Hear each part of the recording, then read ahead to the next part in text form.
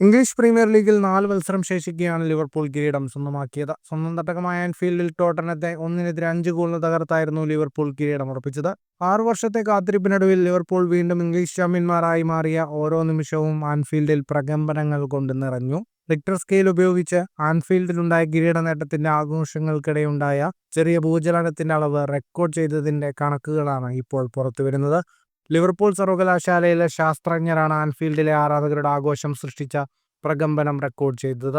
60,415 കാണികളാണ് ലിവർപൂളിന്റെ ടോട്ടനത്തിനെതിരായ മത്സരം കാണാൻ ആൻഫീൽഡിലെത്തിയത്. 24-ാം മിനിറ്റിൽ മക്കലിസ്റ്ററിന്റെ ഗോൾ വന്നപ്പോഴാണ് ആൻഫീൽഡിൽ ഏറ്റവും വലിയ പ്രകമ്പനമുണ്ടായത്. റിക്ടർ സ്കെയിലിൽ 1.74 തീവ്രതയിലാണ് ഭൂചലനമുണ്ടായത്.